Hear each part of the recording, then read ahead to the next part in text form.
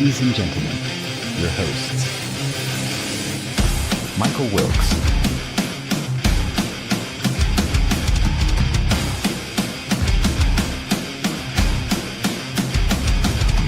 Angel Ortiz,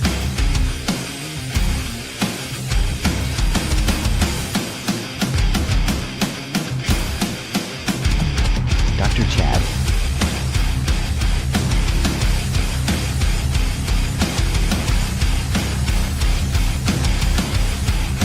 and Sam LaCavera.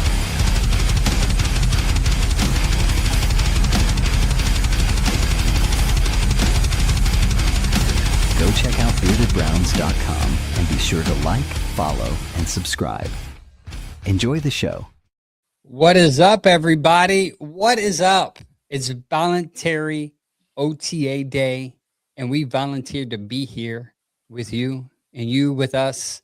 And we're just going to talk about the Browns as hard as it's going to be. We're just so here hard so we to don't find get fined. it's so hard to find stuff to talk about right now when it comes to the Cleveland Browns.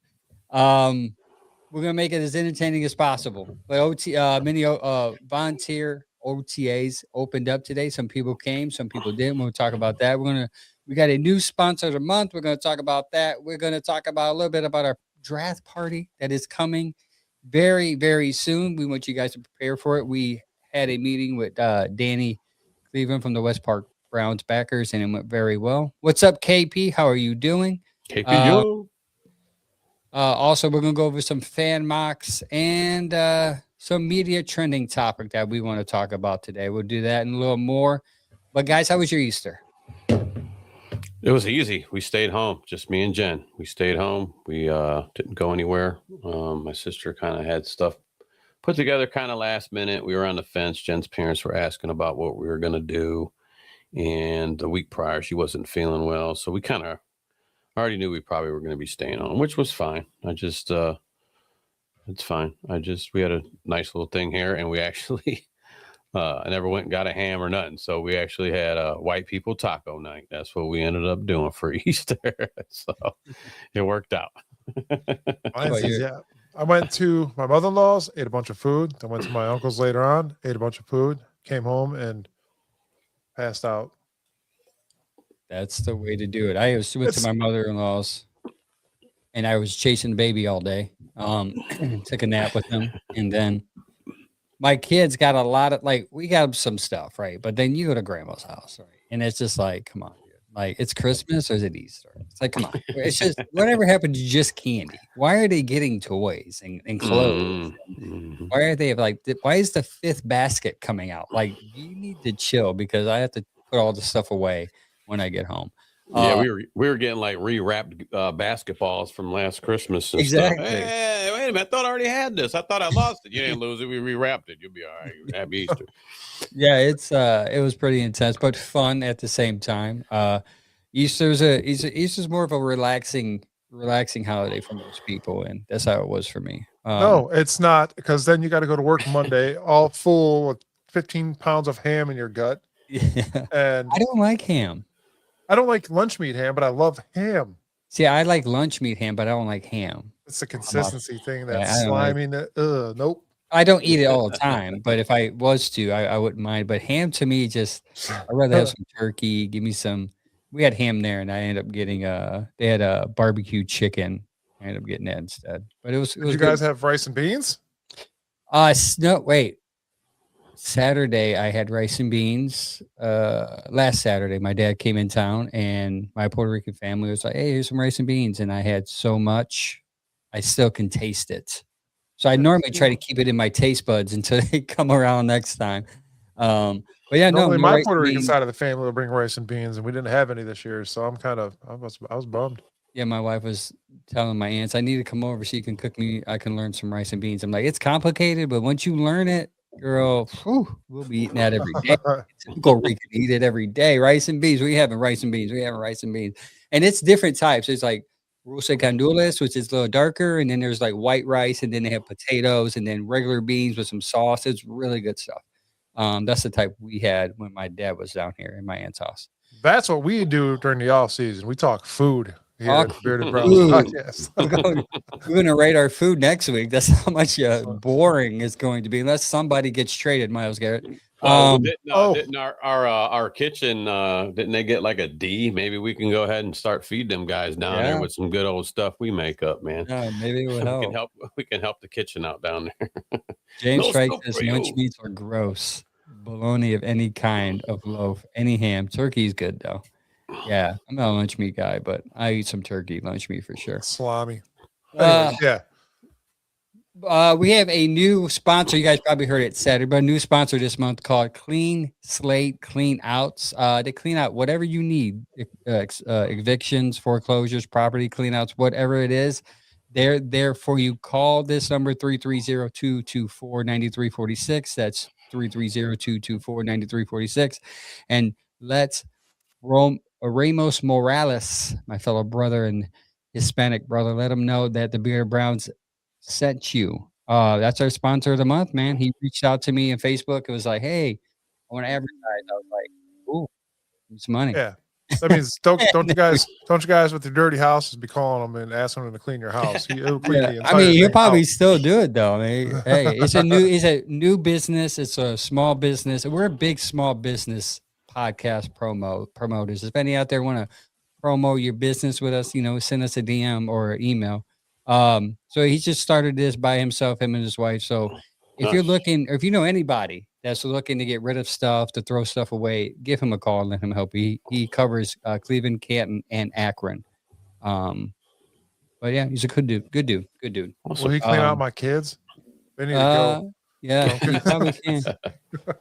Derek Weiss West said Puerto Rican rice and beans is top tier. Need to come home soon. I'm telling you, top tier rice and beans is Rosé Candules is the jam, especially if they put little chunks of steak in it or pork. I'm not a big pork person, but if they put pork in because everything blends together, the juices in it, it's amazing. Next time I have some, I'll steal some and maybe bring you guys some. It's really good. I'm down for all that stuff, man. I was around a Puerto Rican family growing up a lot, so I got to have a lot of good stuff with them, man.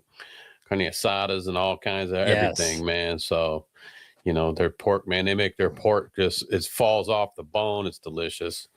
And my wife said anything loaf is. I've been trying to get her to do a fried bologna sandwich for years, and she ain't having it. So. Fried bologna, dog. Man, with mustard? With mustard, man. I need to get that jalapeno from Cleveland ketchup mustard. You got to get that. We're going to get into bologna, that man, and fry that up, man. I put cheese on mine and bread. And, man, you brought up some kid core memories. Yeah, man. remember how you used to have to cut the X in the center because it would bubble up, so you had to cut the X.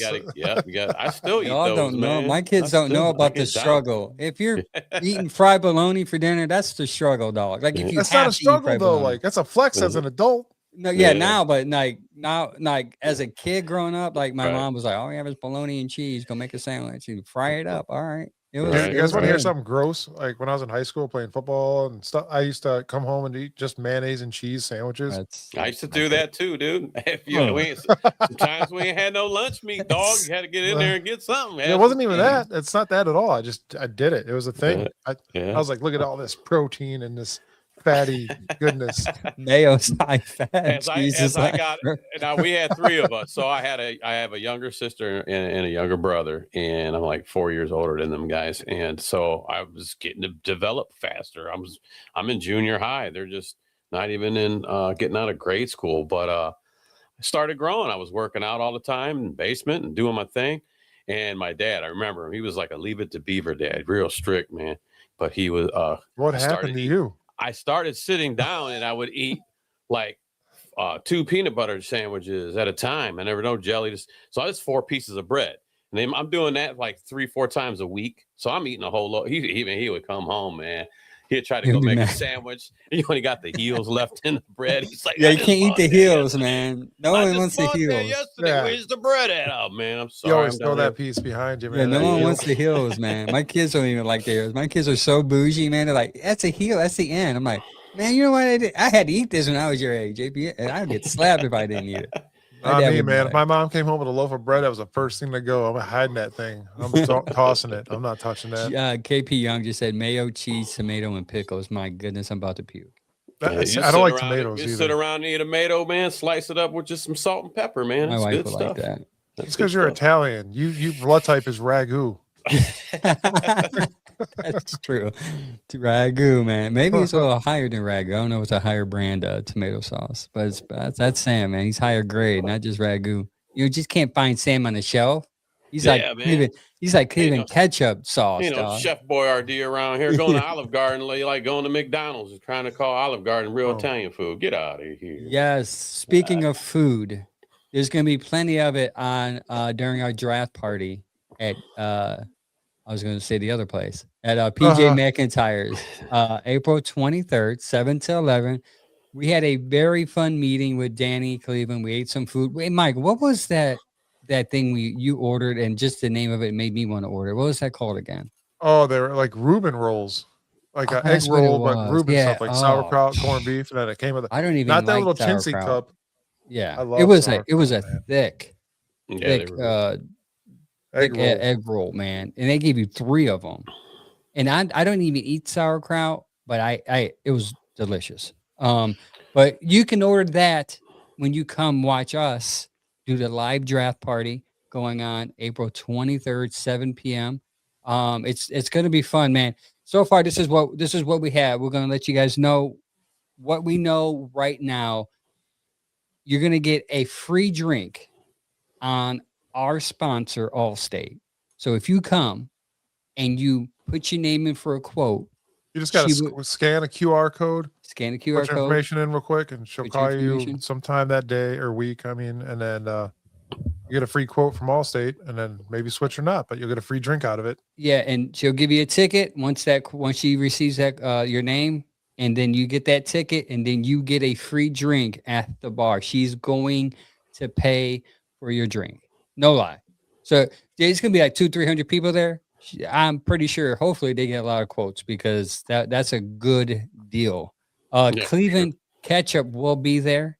I'm thinking giving away some condiments and some chips. I talked to Matt yesterday. He's going to bring something for us to give away to the crowd. And he's going to bring some chips as well, which are amazing. The bourbon barbecue chips, the bourbon bacon barbecue chips are amazing. And then I gotta try that one. They got some hot ones too, man, that I tricked a few people with. And some dude at the last draft party was like, "Do you hate me?" I'm like, "No, dude, they're just good. Eat it. Don't be a wimp your whole life." Yeah. Bearded Bastard barbecue sauce. Dan's gonna be there. He's gonna show up. I'm assuming that he'll have some stuff to give out, or some samples to try. I thought that Danny Cleveland, I thought he said, I could be wrong, but I thought he said that PJ's actually carries Cleveland Ketchup brand stuff there. I thought I heard him say that. I didn't see. I saw Heinz. I was kind of upset. Yeah, but I don't know. Like, we'll see what's up, man. I'm gonna try to get our Bearded Bastard barbecue guys up in there. We'll see what happens. I think Cleveland Ketchup and Bearded Bastard barbecue should do a barbecue sauce together. Oh, now we're talking. Yeah. See, I got a showdown right at PJ McIntyre. Yeah. We'll go. Yep. We're gonna work that showdown. Yep. It'd be exclusive condiment at PJ's. We'll talk to them and see if we get something. That'll be sweet. Miles Garrett, the West Park Brown backer group is not giving away. Sorry, you're going a Miles Garrett signed framed jersey. It's framed. It's a beautiful piece of just thing to have. It's a signature. It's got his card, his name on it. It's a beautiful thing to hang up. Framed jersey will be raffled off. So you go there, buy some raffle tickets, and it'll just go right back to the Browns backer group. There's nothing specifically they do with it. This is what they do. Browns backer, they just accumulate money and sometimes spend it on certain things like getting players. Basically, you're supporting the Browns backer group when you do that. So come out and do that. And also, we will be raffling out some baskets.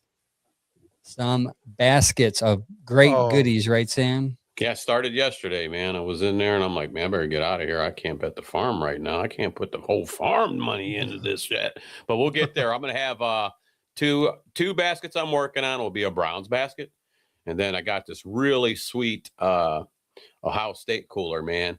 And I'm going to stuff that It's going to be with everything. We're going to have guard stuff in there, guardian stuff. We're going to have Cavs stuff in there. We'll have some Brown stuff in there. We'll have a little bit of everything, a little bit of bearded Browns shirt, maybe a front plate in there, bearded Browns. So it's going to be pretty sweet, man. I can't wait to get those put together. Last time we did them, they came out really nice. Yeah, and I have a surprise for a raffle coming up here. Probably announce that next week on Tuesday. We'll probably do that. I'll know more about it, but I got something big. Yeah, that would be that's going to be fun to find out what you got. So come out, hang out with us. Most likely if you want to get on, you can get on, give us your draft take. We'll have somebody out there recording content, my younger brother. So you'll be on our socials eventually. It's going to be a fun night. We're going to try and make it as fun as possible. So we are going to be all wireless too. So we can actually walk out to you. Wireless show. It's going to be interesting because it's wireless. Well, hopefully nothing messes up, but it's going to be fun. Wireless. We'll come to you, or you can come to us, whatever works best for you. So come out, mark your calendars. Maybe we want as many people to come out as possible. If you come early enough, this is what we were told. We were told to get there at 5:30 to start the setup. So my advice here is if you want to come and get like right in the front, show up about like 5:30. And then you can get right in the front and then we'll see you. You can wear our merch, support the pod by buying our stuff merch for sale there. Yes. Yeah. We'll also have some stuff for sale. And we're also giving out a hat and a shirt along with the Browns backer group. We're raffling a gift out for that too, for whoever, not raffling, we're giving it away. We'll give a raffle ticket and whoever wins it, whoever gets the raffle ticket will win that. Yeah, I think what we're going to try to do is get the West Park Browns backers a shirt, maybe a hat. We'll do a bearded Brown shirt, probably a hat, something like that. We'll put them in a little something, license plate, something like that, and maybe some stickers. And what we'll do is when you get in the door, you'll get a ticket. Everybody will get a ticket. That'll be one. Whoever we pick wins and gets that. So Derek West said, fellas, I'm going to try to make the trip up from Louisville. Come on, dude. If you come out from Louisville, you got to get there by 5:30 because we need to save you a seat, brother. We need to save you a seat because if you're coming up there, and by the way, Louisville, that's my home away from home, man. They got some good things I like down there, mainly bourbon. But either way, I hope you come. And I know Dan from the Bearded Bastards Barbecue, he's driving maybe an hour and a half, 2 hours. Yeah, Ray man. Frisbee is too. Ray Frisbee. Yep, I seen that. I can't wait to actually meet Dan, man. And we got to meet. I can't remember from the Cleveland catch up last year, real quick. But yeah, man, it's going to be fun to actually see some of these faces. We can put some names to them, some people that are always commenting on the show, and some of our sponsors, man. It's going to be super sweet, man. I know there's going to be some people there because that bar itself will draw people, but I'm excited to see those people and create hopefully new fans and new followers. But I'll be more excited if I see somebody that says, "Hey, I watch your show every week. I comment. My name is XYZ," and I'm like, "Holy crap, what's up?" Yeah, we know you. No, that'll be cool to see. So hopefully you guys set your calendars for that. Hopefully we'll see you then. You don't have to stay the whole night. Stay for the first pick. They're going to trade back anyways. But either way, stop it, man. Anyways, we're going to get really into quick, it. I want to touch on really quick something. This weekend, us, the Bearded Browns guys, and the new Guardians show that we have, Guards Mania, will be at the Greenie Sports Card Show in Independence Fieldhouse. The Great Lakes Collectors Convention. We'll be down there doing a live show, kind of like a meet and greet thing with us. There'll be plenty of Guardians players, Indians players, and Browns players there, past and present. So come down to the Greenie Sports Card event for the Great Lakes Collectors Convention. We'll be down there. We'll have a little table set up and everything, and doing a live show. Come say hi. Yeah, come say hi. I wanted to be there so bad.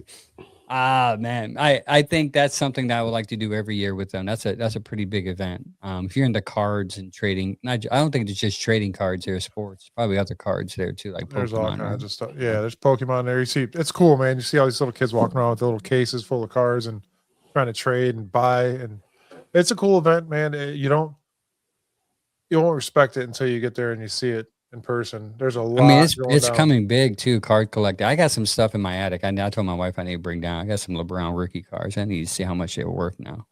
I gotta get in touch with James, dude. That dude sent me $1 million worth of cars, except that them first two on there, that Jedrick Wills card, James. I used that as toilet paper last week, but we're good. I'm kidding. It's still actually right here. Yeah.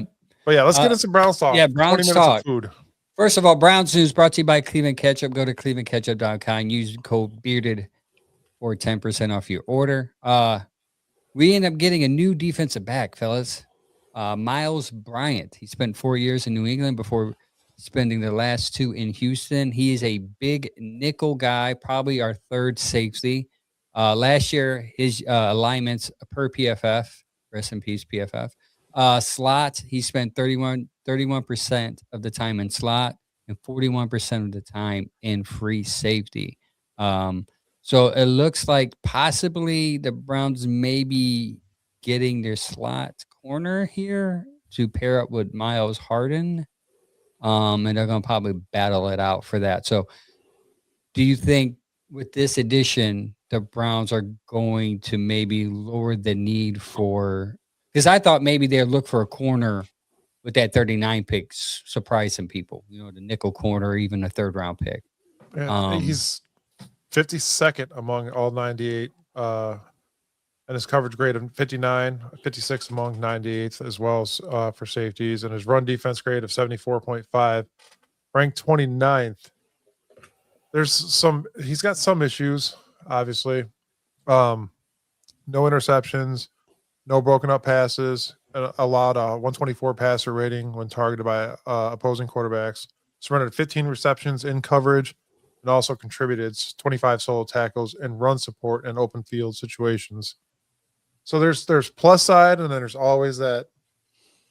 Yeah, they targeted him. I wonder if Rudy can figure out what to do with him. Hopefully we'll see. He definitely. I know he played some special teams, so maybe they're looking to upgrade their special teams team because that team was not good last year. So hopefully that will help with that. You got anything about that, Sam? I wouldn't rule out anything. Maybe they might even pick up a nickel guy towards later round 6, 7. Who knows? But I wouldn't count it out. And I don't know, maybe you guys do, but I don't know if it's a definite no for MJ. It's still possible to get him on a little improvement deal, maybe. You brought it up. I can say MJ is rumored to be meeting with the Houston Texans as we continue to cross paths with that team. Yeah, seems like it's the Texans and the Jags all the time. Yeah. But I don't know. I would have gave him an option like, hey man, you're coming off of an Achilles injury that happened in training camp last year. We didn't get to have you on the field. You showed a lot of signs of life. We'd still like to work something out with you, but you can't throw a big term deal at the guy right now coming from what he came from, and then when we had the addition of Tyson Campbell. So I wanted to see some more MJ Emerson, but the money's not there if he's looking for another 4-year big dollar contract or 5-year contract. So I wonder if this is the typical Browns thing where they say, you go out and show us your worth. And if it's where we think it should be, then we'll match it. Because they do that a lot. They go out there and test the market. And if it's more than we anticipate, then no, but we think you're worth this much. If you think you get this much, then we'll come back. If not, if you get more, then good luck to you. But it sounds like Andrew Berry's like, we'll see what happens. He's not a priority. Well, it's tough too for MJ. You're coming off an Achilles, man. You're at a cornerback position. That's backpedaling. You're on an island and you're doing all that. No Achilles injury is good, but I would say it's probably, if you're a pocket quarterback, a lot easier to deal with coming out.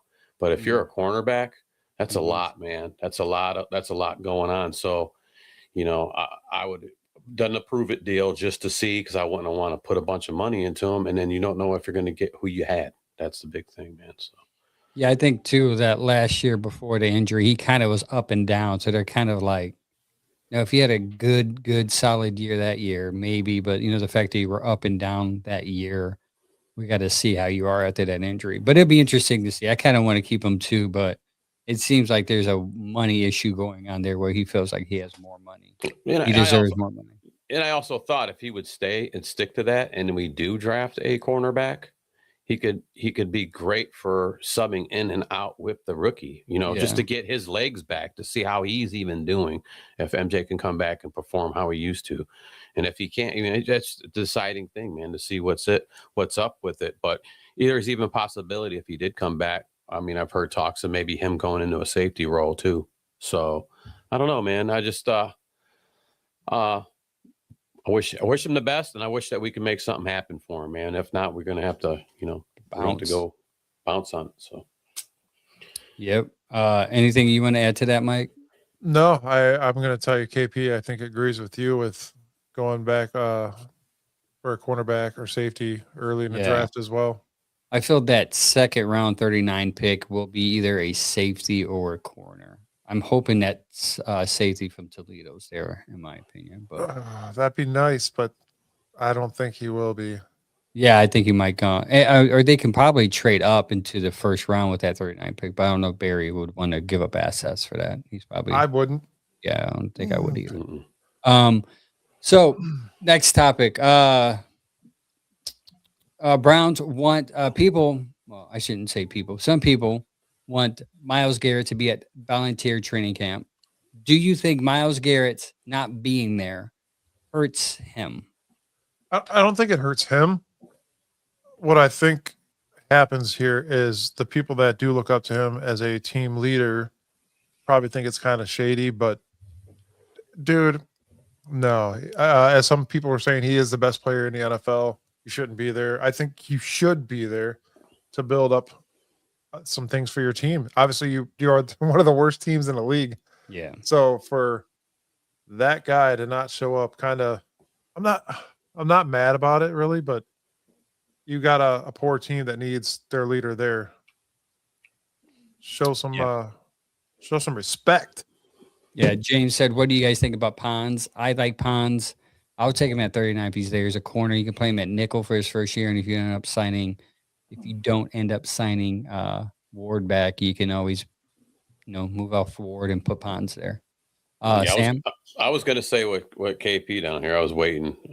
And I've seen James Frank commented, I think, on something earlier today, too. Because we were all thinking the same thing. When was he at? When's the last time he was actually ever at one? So, Might have been there as a rookie, maybe. Yeah. Are we shocked? I'm not shocked. It's the same thing every year. And then when you don't show up, everybody's like, oh, my God, what's going on with Myles? Oh, here we go with the Myles growing pains again. Stop it. Just so stop it. Just please stop. To be fine. I keep reiterating. It's yes. Would you like a leader there?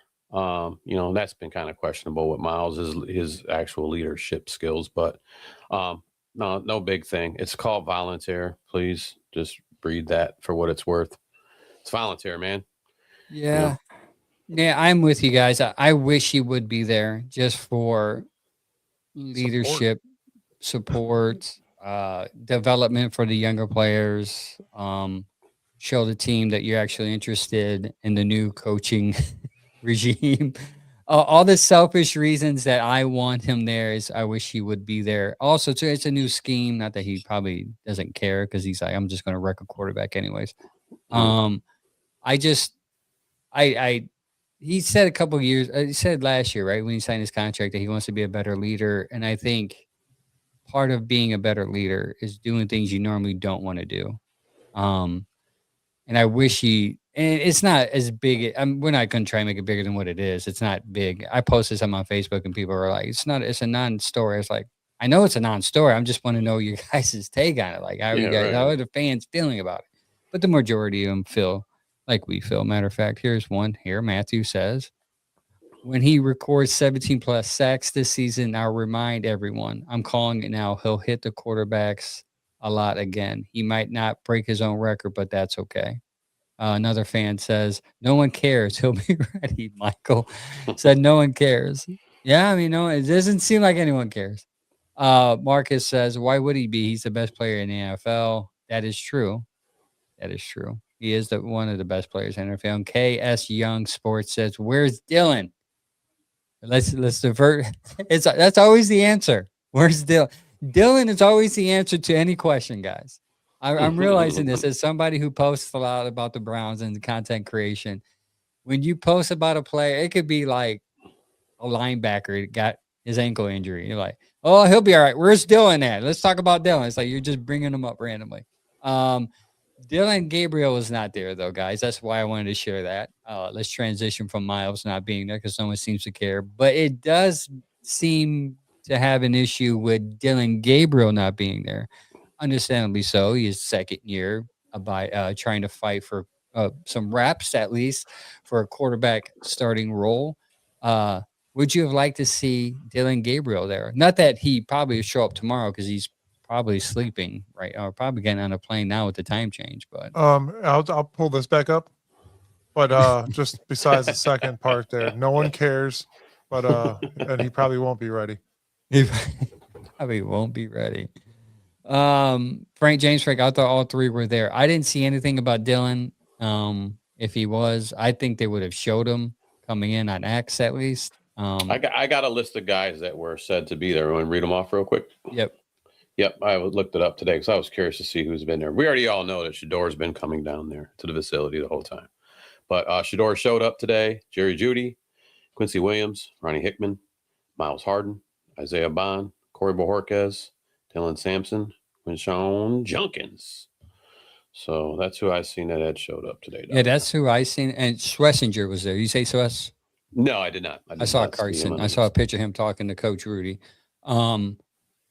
Yeah, that's your good young core that's there, I guess. That's good. I would like to see, from a quarterback perspective, like I would like to see. You could play like some 4-on-4s.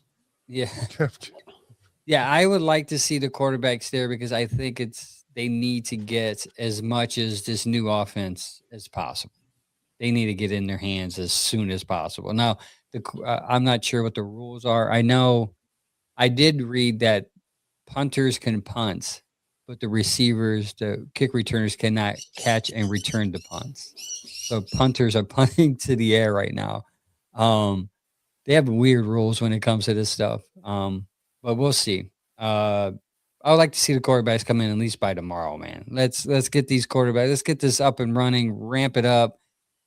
Let's get the quarterback tracker up and running. Let's see how many reps people are getting, how many interceptions are being thrown during practice and touchdowns.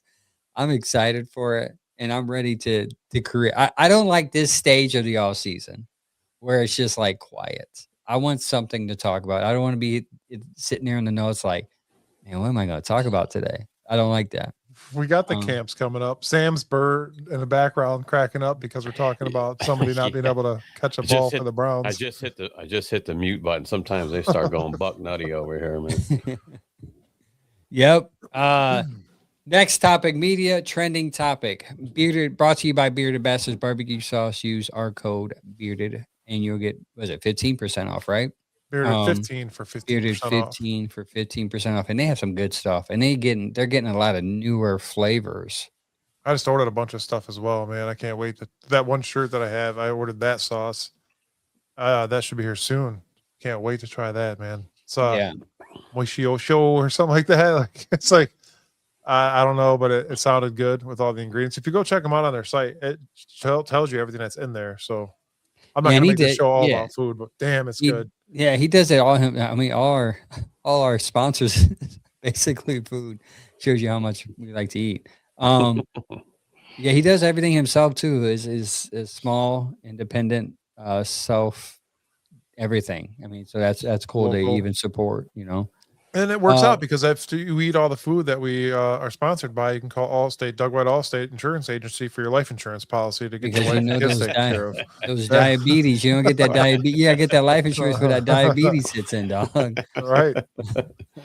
The media trending topic. There's a lot of smoke today around Bill Barnwell's proposal, massive trade with the Cowboys. Now, he did an article where each team, he just did a hypothetical. This is not a rumor. This is not clickbait. He just did a whole thing where each team, if each team was to trade, what would that trade be? Matter of fact, he did 3 different ones for the Browns as far as trading in the draft. And the one that I focus on because I felt like it's probably the one that would make more sense is he He did a Cowboys-Browns deal. Cleveland sends picks 6 and 24 to Dallas in exchange for 12 and 20 and a 2027 second-round pick. What are you guys' thoughts on that? While that sounds very appeasing, you go up or you go down 6 spots in your first pick. Immediate no for me. You need to get that best player available for the position you need. Granted, you go up 4 spots for that 20th pick, and then you get the 2027 second round pick. To me, this year, I don't think it's worth it. I don't think we should trade up, trade down, anything at all right now. Take our number 6 pick. I like some of the way the mocks have been going, so I think it's just time to just leave that phone on the hook. Don't even answer it. Just roll with what you have. Roll with it. What about you, Sam? I'm kind of with Mike. I mean, what are we looking at? Like a total incoming 9 minus 9 mil. I don't know, man. Like I said, we got so many. There's some Swiss cheese going on, man. At that O-line spot, we need some new young talent there. We need to get a receiver, or if they decide to go best player available, I think you just pull the trigger and do what you need to do. I wouldn't. I would just go get. You're already where you're at, man. Go get your pieces. Just get what you need, and get. If you decide best player available, I'm fine with that. You go get your best player available, and then you fill in your pieces. I'm not.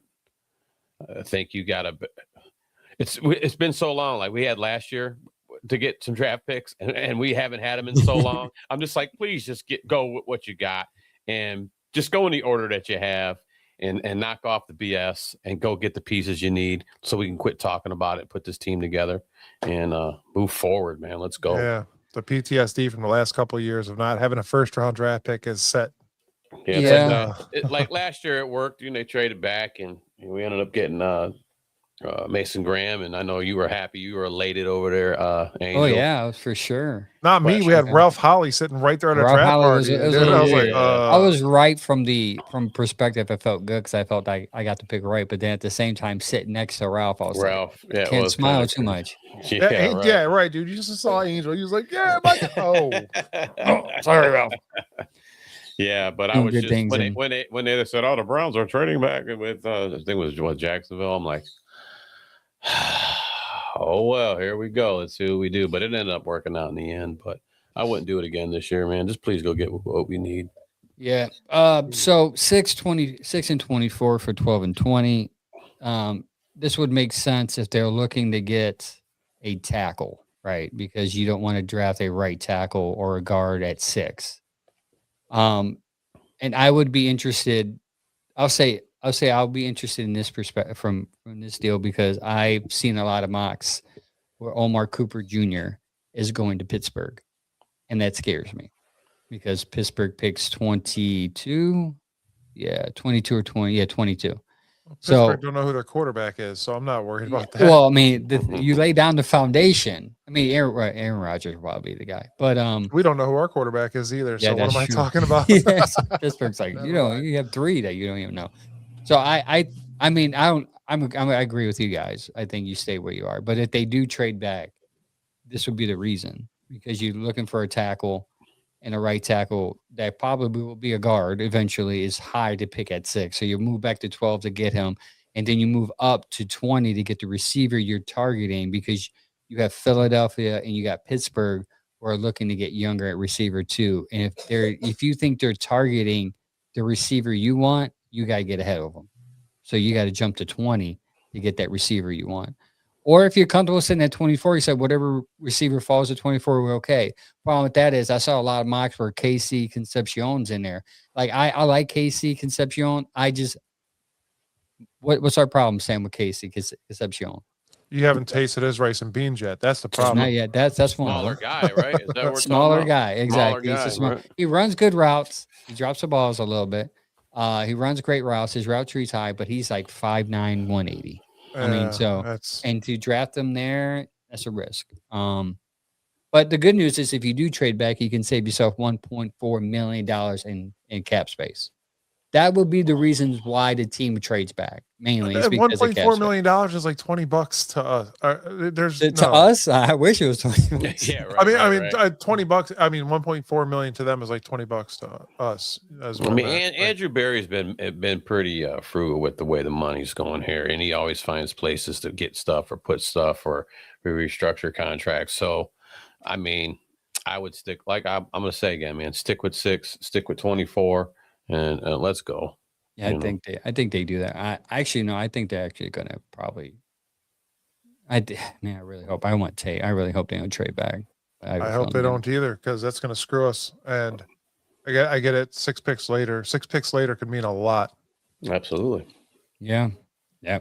But then you get the 4 picks earlier, which I don't care. We need that first solidified pick. Then do whatever you want with the second one, I guess. I don't care. Yeah, if you get receiver at 20, F6, and then 24, you can definitely get a good tackle or guard. I like Blake from Strong, so I like him a lot. I think you get him at 24. But we'll see. It's going to be fun to wait and see what they do. See the crowd's reaction at draft night. It's just going to be. That's the stuff I'm waiting for. 24 Browns take kicker. That place will be throwing bottles at the screen. Oh, when we took Cade York, man, what was it, in the 3rd round or something? I'm like, yeah, Cade York was the 3rd round, wasn't it? Browns select Cade York. And Sam was like, yeah. You know what? James sent me a Cade York card as well. Thank you. And you know what's funny is I don't think any kicker that draft, there was no other kicker drafted at all, but we took one in the 3rd. You know what? Because of one kick, because he hit a kick, he had a 50-yard field goal in the fog and rain in Louisiana. Yeah, I remember. He kicked a 62-yarder. It was a 62. Yeah, in the rain. And they're like, "Oh, he's gonna be drafted 3rd round. Someone's gonna get him. Let's bring him to Cleveland, ruin his career. And it ruined his career. We're not doing that no more. All right. Yeah. On to the next topic. Going into volunteer training camp, guys, what are some reasons to be optimistic and pessimistic? I'm not going to say there's. So I am optimistic this year in general, just because of the coaching change. You've seen what Baltimore could do, and that mentality is going to come here with this coaching staff, which is great. Hopefully these players can get on board. Hopefully they start showing up to camp. I want to see. What's the word I'm looking for? I want to see some things happen this year. To be honest, I want to see some punishment if players are slacking and not doing what they're supposed to be doing. I get it. This is the NFL. I mean, it's not for long. I want to see change this year. A lot of us wish for Kevin to be gone. I'm no longer a Kevin apologist. At the last 7 games, I wanted him gone. So I'm over that hill. Now it's time to start sliding up another hill, not down, up. With that being said, after the draft, I hope these rookies can come here and learn what we're going to do quick and not have to say we're going to do better all week. So I'm going to be optimistic about that. The reason I'd be pessimistic is because everything is the unknown. The draft is the unknown. The scheme's unknown. The quarterback's unknown. There's a lot of unknowns that keep you pessimistic and just worry. But can that change during the offseason? We'll know in the week 4, I guess. Yeah, 4 or 5, right? Yeah, that's what they're saying. Somewhere in between 4 and weeks, between week 4 and 6, you'll start seeing his team mesh. And if it doesn't work, then we'll know what we have to look forward to the rest of the year. Munkin's gone after week 6. No. Oh my God, dude! Done. You're done. Sam, what are you? I'm always gonna be optimistic, man. How dare you be a fan? I was just tired of Kevin at the end a lot, and I think I was screaming that a lot. I remember saying on the show, he's got to go. We just can't do this. Well, if you get rid of him, and then there's a chance that you might get rid of Schwartz, and they might walk. I don't care. It's time for something new, and we got it now. You know, with Munkin bringing in 29 new members, I'm really curious to see how George Warhop works with these offensive line guys, the free agents we brought in, and the guys that are already staying here with us, and I'm hoping maybe 2 new young-blooded rookie offensive linemen. I can't wait to see that get together, because that's my big thing. If we can get that shored up and fixed and have it, let's just say for now, half as better as that was last year, we can have some offensive points on the board, fellas. Yeah. And we can get this offensive moving. Say it time and time again, beat my head against this mic. It starts at the line. We need to fix that first. Don't care what quarterback's back there. If we have the same crap line we had the same last year, we're going to have the same crap pass game, the same crap run game. And it just trickles. It all trickles. It all starts there, and it will trickle down real fast if you don't get that shored up quick. Do you guys think, I'm sorry to interrupt, but do you guys think the offense gave up on Kevin? Like, was that visible to anybody, or was it just I didn't think that, but I really thought that when that one it was at, I forget what game it was, and Kevin, I forget even what Kevin said, but the look on Myles Garrett's face said it all to me, because Kevin had said something I wouldn't lie to you. I wouldn't lie to you guys, and then I'm going to keep this going. And then you seen like the Myles Garrett face behind him went. Yeah, like, yeah, right. You lie all the time. Busted out. Yeah, it was on camera. I'm like, ooh. Yeah. So you don't need no words, man. That facial expression said a lot, so. Yeah. So. I think the defense probably would have given up on Kevin before the offense, because you had Shador was actually trying, right? So you had a rookie quarterback who wants to make a name for himself. He looked like he was putting forth effort. Like, you may have Jerry Jeudy out there running routes like, I can't get open, or these plays suck. This play call sucks. Like, he might have given up. But as far as like the whole offense, that's it. It's hard to tell, man. I don't think the offense gave up, but you definitely could tell that defense at times were like, this offense sucks, man. They were tired. They were tired, man. They were tired. They were beat up, man. You guys remember our boy Schlesinger, man? That poor guy was so beat up by the end of the year. I think they ended up pulling him halfway through the last game just because he was just beat up. He was done. He gave it his all. He poured it out there. He got just rolled up on his ankle as well. Yeah, he was just beat up, and he was playing beat up like the last couple games, but it showed his true grit, true heart. And so that defense had to be tired by the end of that season, because who was on the field the most? They were. Yeah, the defense. I mean, they were on the field a lot, man. And then, there was a couple games where they scored the points. We're waiting for the offense to do something. Yeah. That meme Cincinnati game. That meme with the stick figures poking the other stick figure. Do something. So why couldn't we do all year what we did with Cincinnati that last game, man? That would have been all right. That last game, Cincinnati blew that one. I mean, I don't know how we won that one, man. I always told everybody, because everybody's like, "Oh, Shador won that." I'm like, "Bro, no, he did not." Did he? Defense won that game. Credit to him for doing that last-minute drive and setting up that game-winning field goal. Credit to him, but he struggled that game. He struggled, and we'll see how Monken works with him. But I want to go back to this James Frank, because this is how I feel about the optimistic side of it. Is like James Frank says, I think Monken is going to have the respect of the locker room, and we'll enforce some rules and hold players accountable. That is my hope.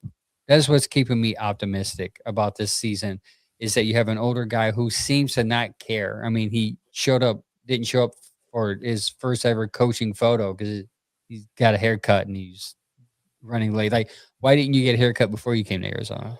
Right. So like, he just seems to like have this, like, I'm a football guy. Everything else is just a noise mentality. So I'm hoping that he brings that mentality to this team, and he holds people accountable. And that's, from my perspective, why I kind of hope Myles was going to come, because I was hoping that with him being there with the new regime, accountability that we didn't have with Kevin it will come into place. Will come into a culture of accountability will start. And I guess we'll see it mini camp, OTAs, mini camp, how that would look like, because from what we had a guy from Baltimore come on, and he said Todd Monken develop a hard-nosed training camp. We're going to see if they get away from the, hey, let's not train them too hard to prevent injuries, to let's get them ready for this season, and the Todd Monken mentality.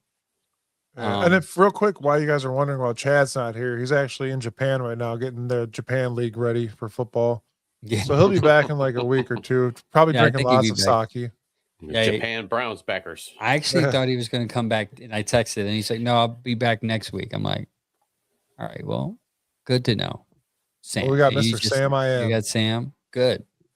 That's why you have people ready. But the negative is for me that Sam was born ready. It's the quarterback situation. It's unknown. Like I want to know, and hey, we'll find out obviously as this goes along.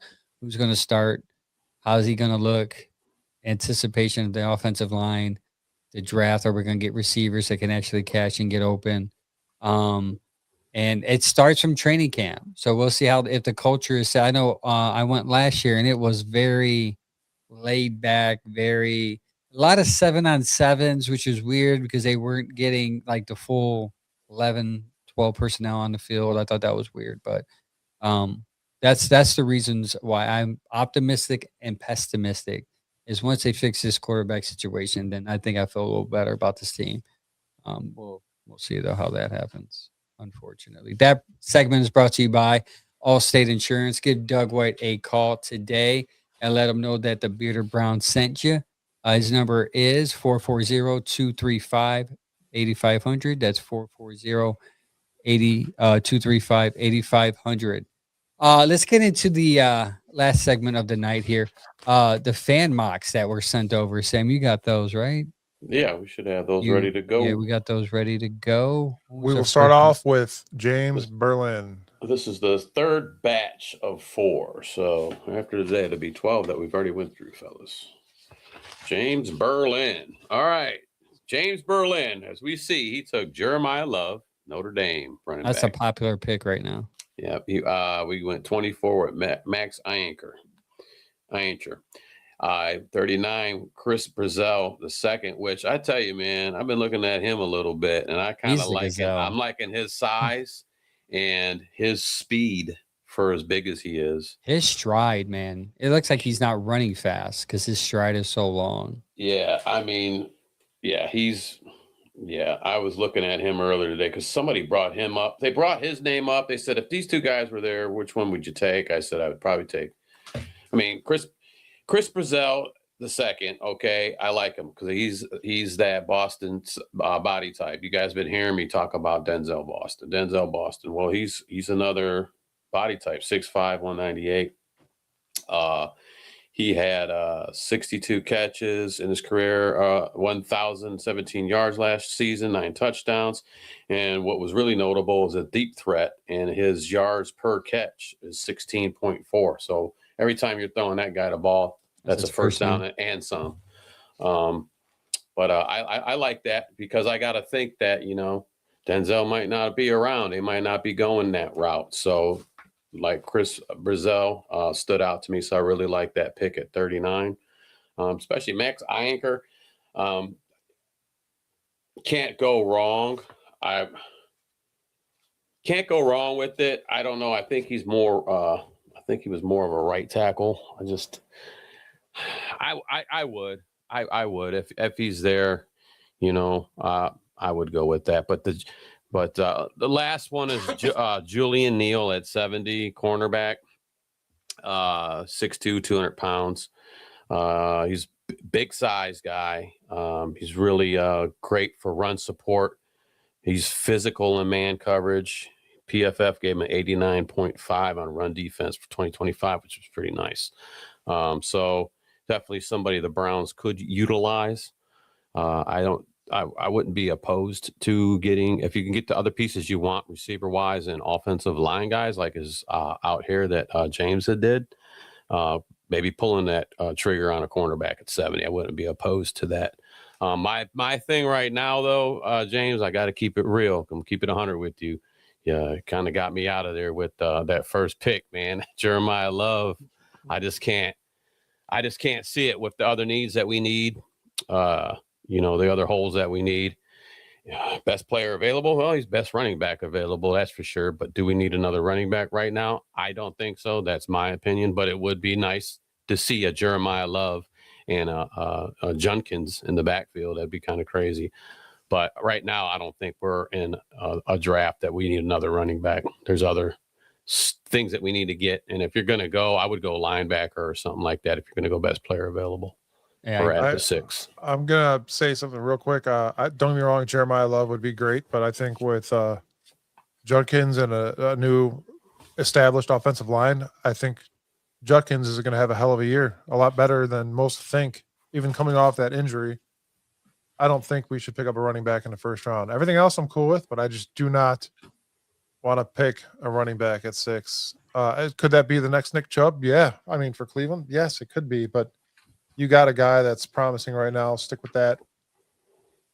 Yeah, Junkins and him are two different running backs. You can do more with Love, but I think I agree with you guys. I think 6, you need best player available. And what I mean by that is like need over luxury. I think Love would be a luxury pick.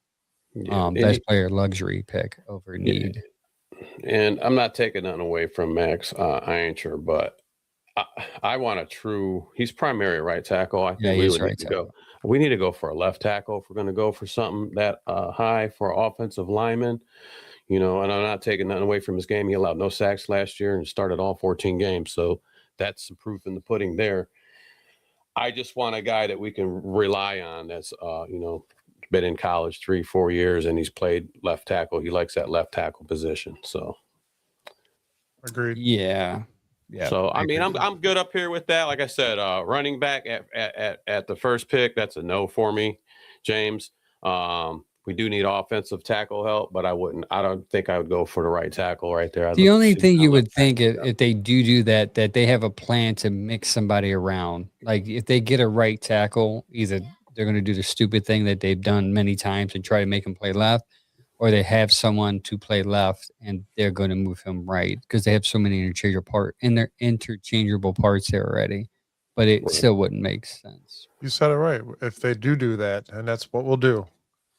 Do Cleveland fans or Cleveland GMs. Next up is John Theis. Theis. I'm going to go with Theis. John Theis. All right. You want to go through this one, Angel, real quick? Oh, yeah. Carnell Tate, number 6. Then number 24, you get Caden Proctor. And then Denzel Boston. I'm looking at the pictures. I'm like, that dude doesn't even match Caden Proctor's skin color or jersey. And then Keenan Scott, cornerback, which it seems to be a popular pick at 70 with the corners from Miami, Florida. Carnell Tate and Boston, top 40. You get 2 running backs in the top. I don't know if the Browns would do that. I don't think they will get 2 receivers, in the top 40. That would be sweet, though. It would be nice. That would be nice. Real nice. Caden Proctor to me is big. He is a left tackle, I do believe. Yeah, he's a left tackle. He's strong on the run blocking. And he can also play some left guard. I told these guys last week because somebody brought him into their draft, which I found that was kind of cool with Proctor at 6'7", 366 pounds. Alabama's big, man. They brought him in at the wildcat position. And you know where they put him at? Quarterback and receiver. And he threw a touchdown and caught it. Yeah. He threw the pass and caught it. Yeah. So we talked about that last week too, and I said even if he's that big too, so he could probably motor. Yeah. And I brought it up last week, and I said, man, you know what? I could see that guy in a Wildcat. He takes that snap and just takes that bulldozes that 1 yard in there for that touchdown, and people would go crazy. And I was just getting flashbacks of Refrigerator Perry doing his thing from back in the day. Big fella getting up in there and getting that touchdown for you. Yeah, I do like Proctor. Yeah, Danny Cleveland's here. Thank you for joining the show, buddy. How you doing, Danny? Also, KP reminded me they did sign Corey to his tender, so that makes you think they might not add. If they add a second receiver, it's not going to be as early. It's going to be past that 70, maybe 4th, 5th round pick, because I think. Sam, you were on my podcast a couple of weeks ago, and we were talking like, where are these receivers going to go? Like, if you draft, people have drafted like 2 receivers. It's like You have a lot of receivers already. You have, Right. and you can't get rid of Judy signed. You can't Bond. They just staying. got him. I mean, they're not gonna get rid of him. Yeah. Larvadan, I think, still kind of up in the air. Larvadan's still there. You got Tillman's still there. I'm sure they're gonna try to get what they can out of his last year. So it's hard to sit there and justify 2 receiver picks right now in the top 70. That's why this one's questionable. I think it's either Tate or Boston is who you're going to end up with in this draft. Yeah, I said it before. If Tate's still there, because there's a possibility that Tate could be gone by the time we get to 6, and we stick with our guns and we stick with our 6 pick, don't trade back, then I would go for Denzel Boston. But if Tate's there, I'm going to let it be known, as much as a Boston guy I am, if Tate's there, you take Tate, okay, at 6. Now, for some reason, Tate's not there, and the Browns go, you know what? We're gonna go ahead and go with a Boston, or they might say, you know what? Let's just go ahead and pull that trigger and let's get this lineman out the way and go for the best. So, there's options there. I really like John's mock, but like you said, it's going to be pretty tough to balance two receivers, especially like a Boston that early. I was looking at Ted Hurst. Georgia State, man, 6'4", 206, 4.42. You could probably pick him up later down the line, man. I'm talking maybe a little below that 70. Like, he's a late 3rd rounder. I think you might be able to pull something like that. Now, if you can get a guy like that and he's there, grab him. Just Ty Montgomery from John Carroll might be their 6th or 7th round. He's a project, but he might be somebody you can grow into. There's a couple of receivers you can get late. Even Malachi Fields from Notre Dame. Yep. He's going to be there. I just don't see him doing 2 top 70s in the top 70. James is still on Makai Lemon. We know you still like. You guys have on Makai Lemon. We know we like Makai. James is the Makai Lemon guy. Sam is the Denzel Boston guy. I sent James a pretty funny thing the other day, man, and it was pretty fun. I sent him a messenger. He's like, "That's messed up, bro." Why James takes a shot of lemon juice every night and then prays before he goes to bed. for lemon to come. Yeah. What's the next one?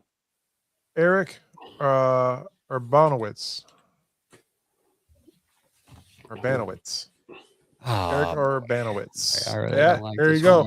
I don't like this one. 6 pick. He picks Monroe Freeling, offensive tackle. Number 24, Denzel Boston, wide receiver.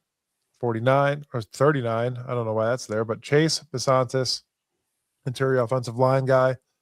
And at 70, he picked Kyle Lewis, linebacker. This I like because it's kind of the positions you obviously need filled in your 4 picks.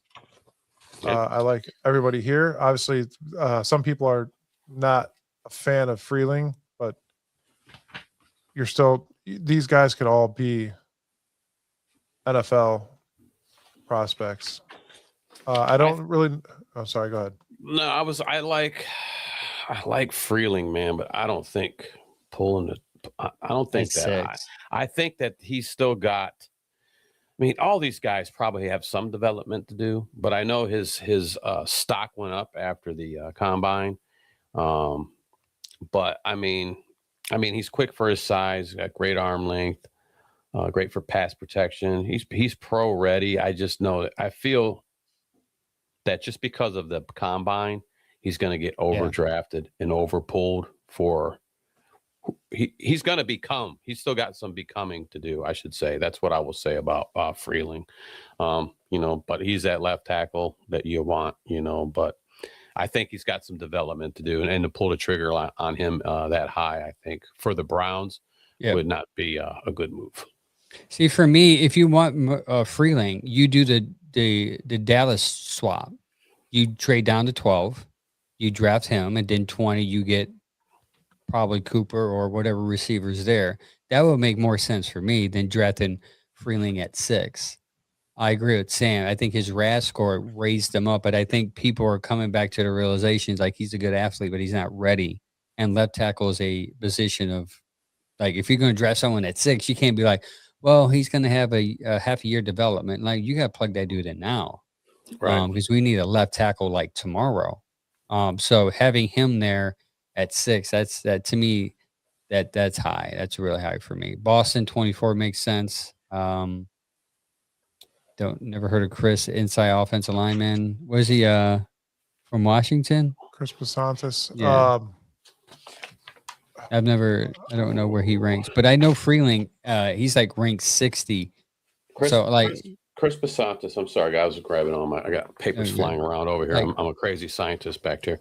Chris Pasantis is Texas A&M left guard. Okay. 6'5", 315. Yeah, okay. That makes sense. He can play many positions though. He's mobile, good lateral movement, and he can bounce around inside, outside. He's a Swiss Army knife. He's a Swiss Army knife type guy. I think that needs to be spoken about a lot about how versatility. Mm-hmm. And he's in very the offensive line. If he's versatile, then the Browns might be as interested. Because if you hear Andrew Berry's meeting when he was at the owners meeting, he spoke high on the versatility of the offensive line, and I think they are going to may want to target somebody who's just as versatile. In case somebody in right tackle gets hurt, they can move their left tackle to right tackle and to move their guard to left tackle.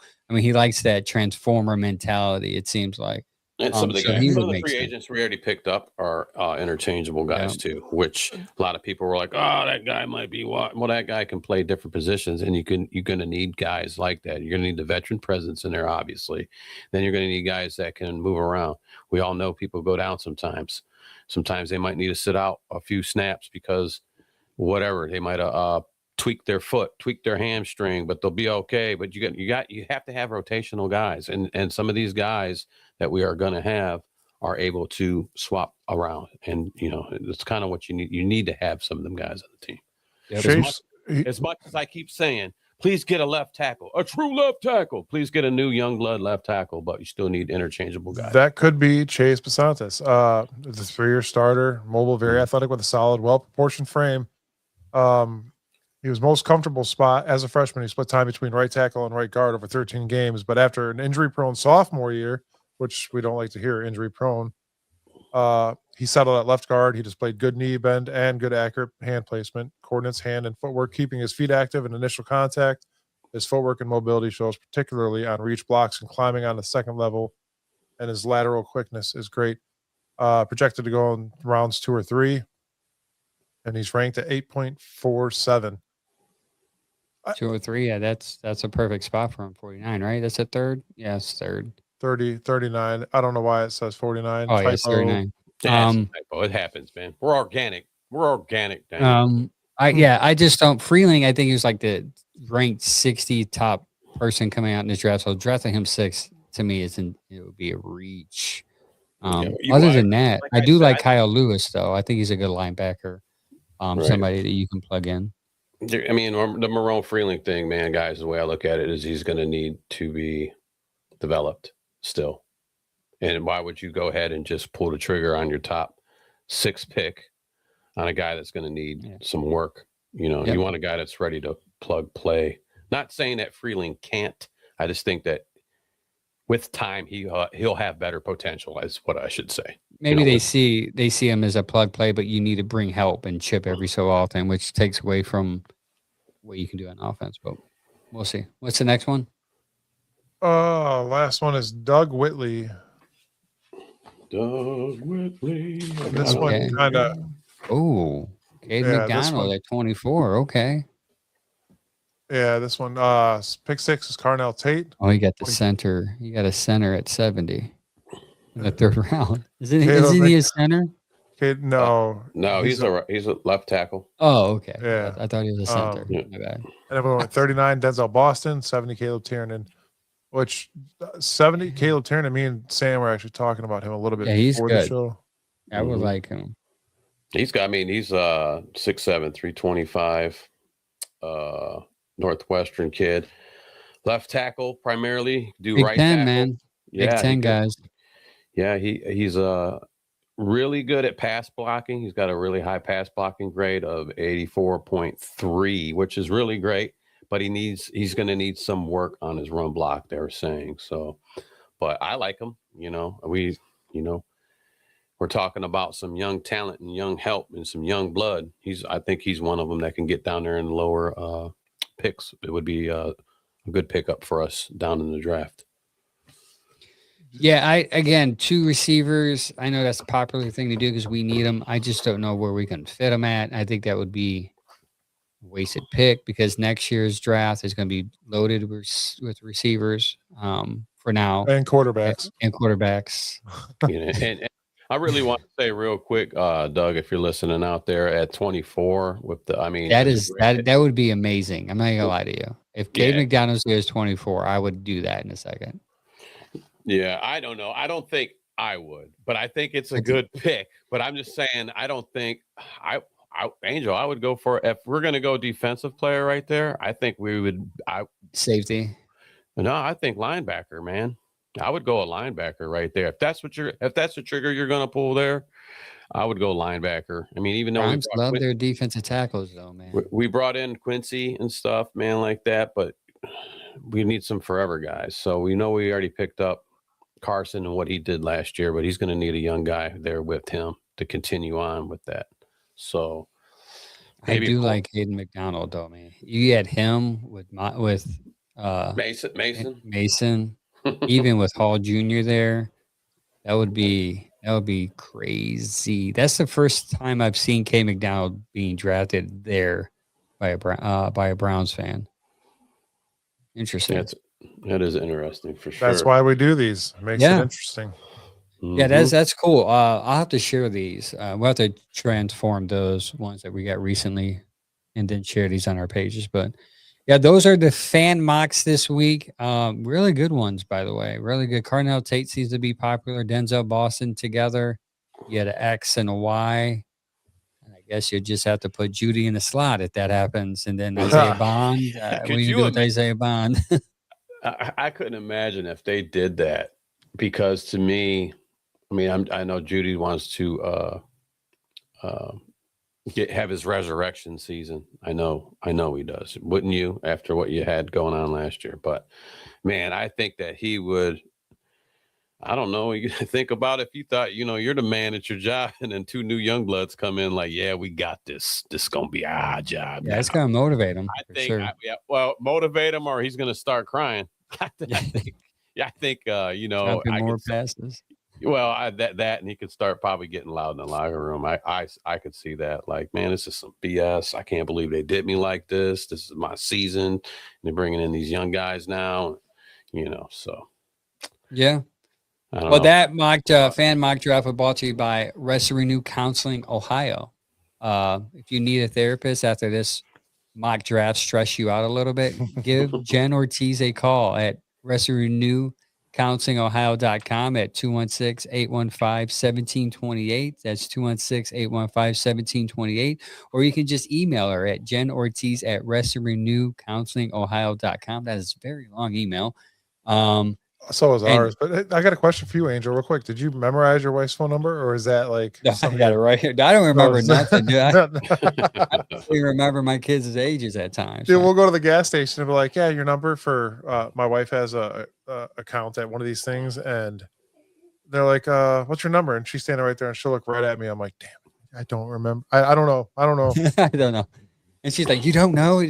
Been together 15 years, I remember birthdays. I remember how phone numbers. I just got in my phone. Let me just pull it up. Why it's not like it was back in the day, man. Back in the day, you had them landlines. Everybody, you're waiting for your buddy to call, or you're gonna call your buddy. It ain't like that no more, man. So, you guys grew up with landlines. You're not that, that old, but you're not that young. But there, you got to think of some kids like your kids, Angel. They're like, "What, a landline? What are you talking about, Dad? Put a rotary phone in front of them, man. See what they do." You know what I'm saying? I was like, "What is this cord?" Right. 252-3259. My buddy Greg, growing up's phone number. I still remember it. Best friend growing up, and I don't even talk to him anymore. Call him, see if he answers. No, 216-252-2547 was my old Cleveland phone number forever on 105th and Western. That's crazy. Y'all remember numbers like that. She's a telehealth, by the way, telehealth everything on your laptop, phone, or computer. She will talk to you in your pajamas if you need to.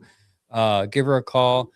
She does accept some insurances. She's working through that now to accept more. She's a good man. My wife's a really good therapist, man. Just give her a call. And like KP said, the only time you'll need a therapist if we draft Ty Simpson You got that in the right, first Dave. round. She'll be getting a lot of calls then. Yep, I'll be the first one calling. All right, from the draft party, I'll be like, "Hey, Yes. Angel, I need that number. I need that that number appointment. right now." I need to get in tomorrow morning. Where's Sam again, at? Where's Sam at? I think he's in the bathroom in a fetal position crying. We do. Why don't we do it? But again, before we close the show out, April 23rd, 7 p.m., PJ McIntyre's, brought to you by the West Park Browns backers at PJ McIntyre's. Get on down there, 17119 Lorraine Road, Cleveland, Ohio, for our Bearded Browns podcast. It is going to be fun. Also, too, what's really cool about this is we're partnering with the West Park Browns backers. My goodness, can't talk.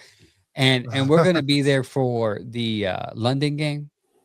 Whenever that's announced, we're going to be there live, tailgating. Oh, I can't wait to get some content, dog. I listen, when we were talking about all this stuff, I was just thinking cameras, lights, reels, long form videos, short form videos. It's going to be a fun night. So come out and like get there early, man. I would like those who really listen to the show, have been listening to us a long time, really to get up front so you can get you can get front seat for one, and then we can actually see a face to the name. And then you can talk to us. It'd be easier to talk to you like this as opposed to all the way down the bar. It's a long bar, like from where we're going to be to the front door. It's pretty long. So if you get there early, you get to see us, talk to us, take pictures. Park in the back. There's parking in the back. There's a CVS next door. You can park back there, walk behind the back, and the stage is right to your left, and you'll see us. Yeah, let's back this place. Danny down there. We talked about that earlier. Danny, will shout it out again. He's going to have a huge frame signed authentic Garrett jersey. I'll have there. A picture for next week. And maybe maybe we can put that up just in the feed on our page on Facebook. I think I did share it to our page, but yeah, I think you did, Mike. We'll share it again just people keep it fresh. Danny, if you're out there, listen though. Get a hold of me or Angel. We talked about I need to get some West Park Browns backer gear because I'm putting baskets together, sir.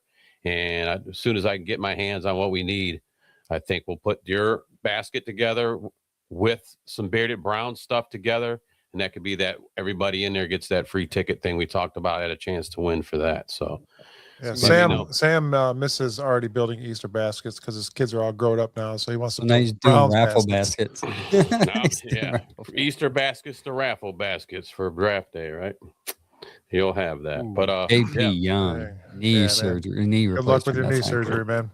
Yeah, good luck on that, KP. I'm just coming off my second hand surgery on my other hand. And it's my last 3 weeks being out of work. I was out since December 22nd, man. So good luck with that, man. Hopefully, I'm wishing you a speedy recovery, man.